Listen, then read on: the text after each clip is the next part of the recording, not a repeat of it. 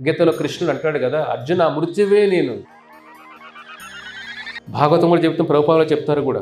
అక్కడ ఒక భక్తుడికి మృత్యు అంటే కృష్ణుడు చూస్తాడు. అహం మృత్యు. గీతలో కృష్ణుడు అంటాడు కదా, అర్జున మృత్యువే నేను. మృత్యువే కృష్ణుడైతే భక్తుడికి భయం ఎందుకు చెప్పండి? ఎప్పుడు భయం ఉంటుందంటే భక్తి లేకుండా జీవితం గడిపిన వాడికే భయం. కాబట్టి ప్రభుపాదుల వారు ఒక భక్తుల్లో భయం ఉండకూడదు శరీరం వదిలేటప్పుడు చెబుతారు ఆయన.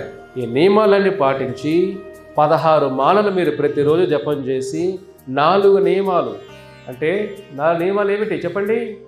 మద్యం తాగకూడదు, జోదం ఆడకూడదు, నాన్ వెజ్ ఎగ్గులు ఇవన్నీ తినకూడదు, వేరే స్త్రీల సాంగత్యం ఉండకూడదు, పురుషుల సాంగత్యం ఉండకూడదు. ఈ 4 నియమాలు పాటించి 16 మాలల జపం ఎవరైతే చేస్తారో, దీక్ష తీసుకుంటారో, వైష్ణవ దీక్ష అంటారు ఆచార్యుల ద్వారా.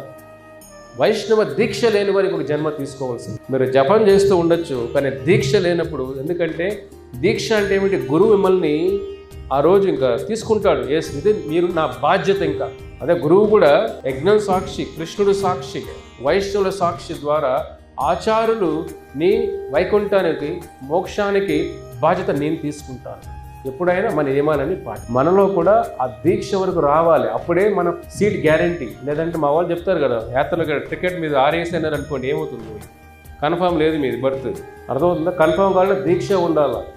ఊరికే క్లాసులు వినేస్తే మనకు అది సరిపోదు, కొద్దిగా ముందుకు వెళ్ళాలి ఆధ్యాత్మిక జీవితంలో.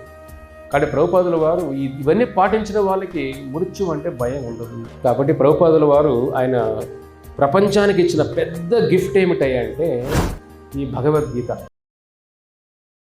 Like, share and subscribe to HKM Kinderpore channel.